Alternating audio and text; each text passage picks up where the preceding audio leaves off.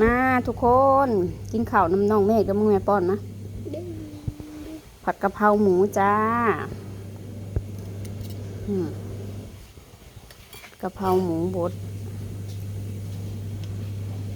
เอ้ยเพิ่นยังสักผ้าเลยเพิ่นหักกินน้ำลังดอกนางลุงป้อนหม้อนี่ก่อนน้องหนึ่งเขาให้พี่น้องเอาเข็ดให้ตะเมฆกินก่อนเพิ่นหักหิวนี่สิอุ่นนั่นนี่แหละให้เอื้อยเพิ่นกับข่อยผู้ละอันนี้เมฆก็เอื้อยเพิ่นเด้ออาบน้ำให้เด้อเรียบร้อยแล้วเขาเพิ่นพี่น้องเพิ่นคอยป้อนนมเพิ่นไปละนอนในกันซ้ำตื่นมาแล้วก็ห้องอยากต้มเข่าเด้อพี่น้องเด้อคอยหย่ำเราคอยปวดหากนะได้บุ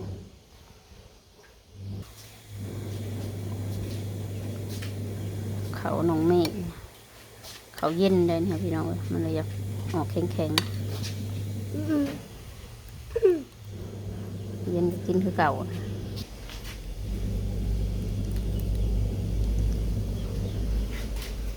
เบิ่งนะฮะ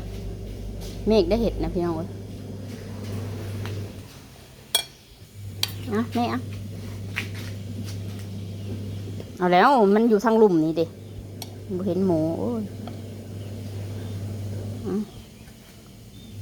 เอาบ่เห็นหมูก็บ่กินอีกปอบหน่อย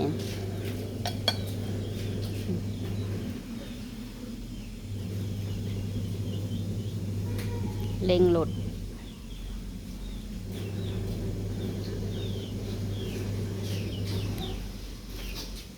มาเอาเข่า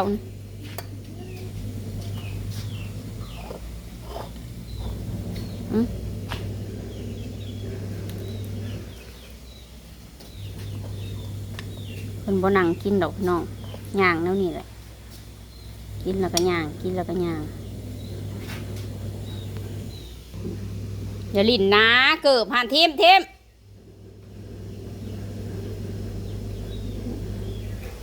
มาเอาเข่านี่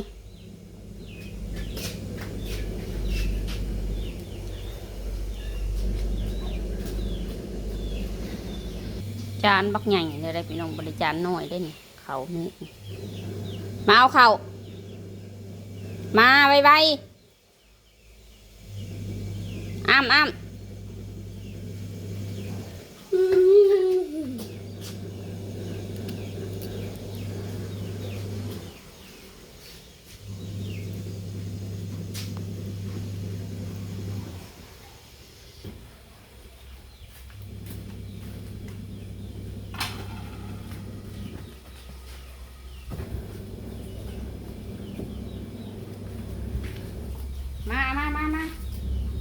กินมันแล้วมันใส่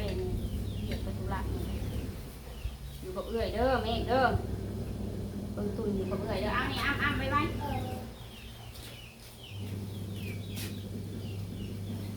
้อนเมฆอิ่มก่อนจะไปหันไปหนีได้อิ่มยังยากเอื้อยเพิ่นนะไปสระผมก่อนพี่น้องก่อนเขาดู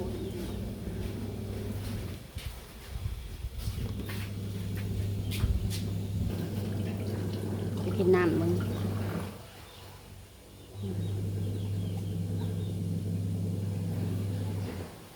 อิ่มเลยไปจ้ะน้องไปกินน้ำเลยอิ่มแล้วแม่อิ่มแล้วมาเอานี่มาเอาเข่ามาอ้ำไปมา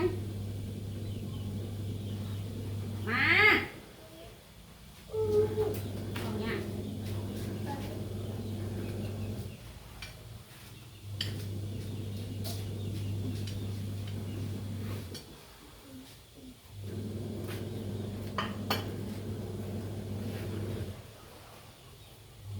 สะเบิดนี่นี่สะเบิดเท่า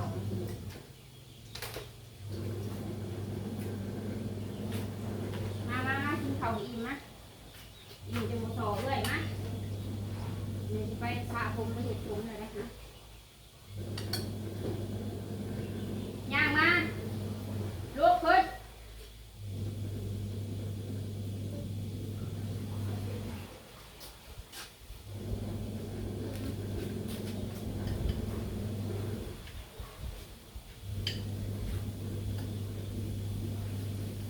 ซ่บแล้วเนาะบ่ได้กินเถิงแล้วผัดกะเพราบ่ได้กินเถิงแล้วเพิ่นแซ่บแล้วกินเอาหมักแท้ได้กับรสนะ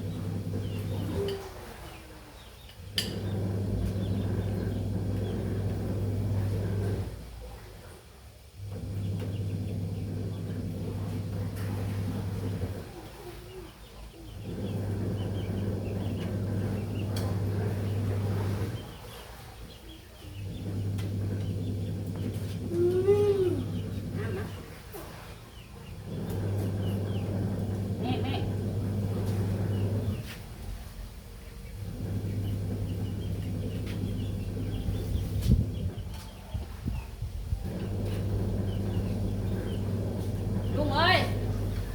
จะกินบะผัดกะเพราค่ะกินผัดกะเพรากับมาซอยมาผักเอาไหมลูกมุ้งเข่าเลยอันนี้เข่าเก่าได้เข่าอันเย็นในป้อนน้องนี่นะเอาเด้อเจ้าอยู่เพื่อนเด้อใหญ่เลยเด้อกินบอไม่บอกหันอย่างนี้แหละลูกมาเห็ดเลยเดี๋ยวเจ้าก็หิว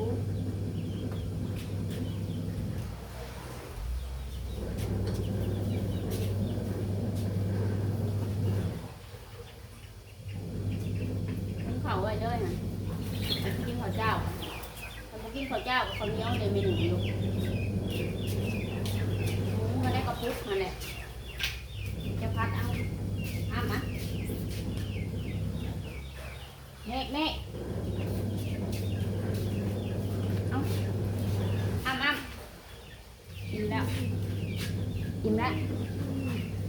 กระยาด้วยอิ่มแล้วพ่อว่าตอนน้อยนั่นนะไม่ได้กะเพรา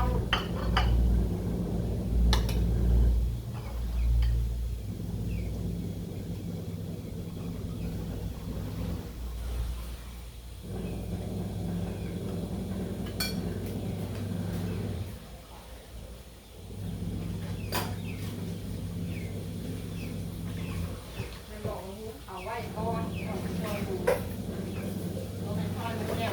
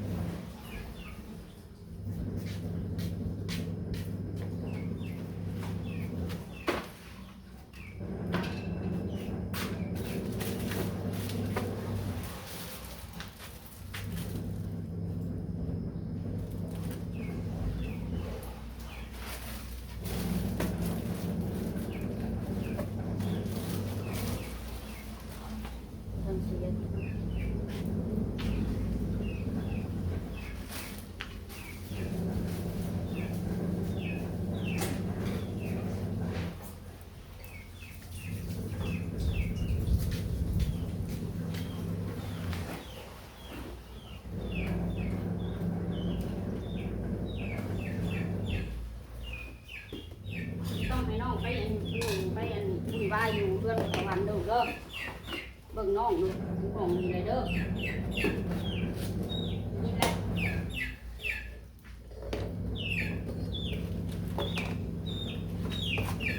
โอ้ใหม่ซ้ำ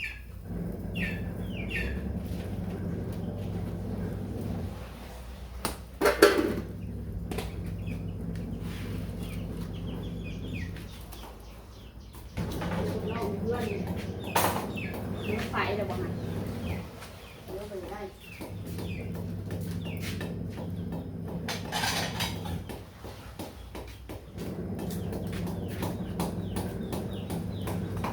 ผักแบบนั้นเนาะ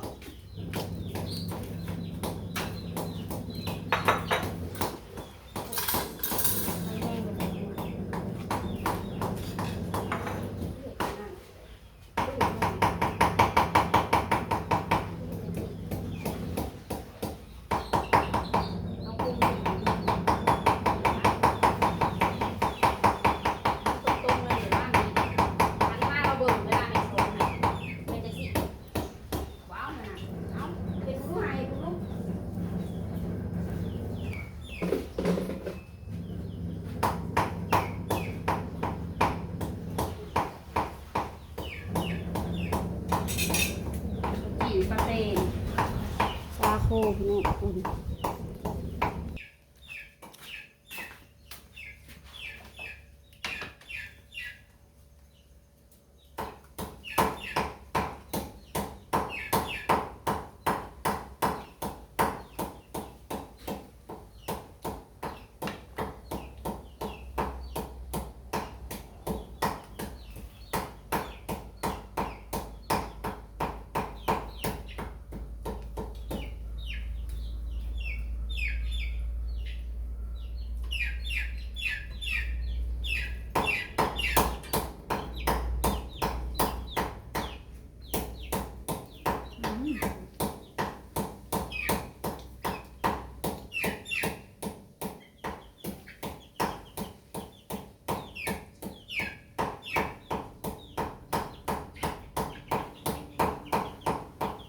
ได้แล้วลูกได้แล้วพัดไว้เลยเนื้อไฟมันดับหิวเราก็กิน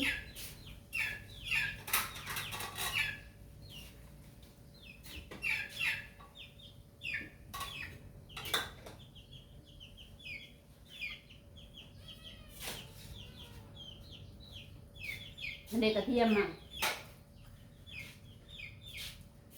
ทุกกระเทียมมันก็ซอยน้อยๆมันจะหอมลูกหัวหนึ่ง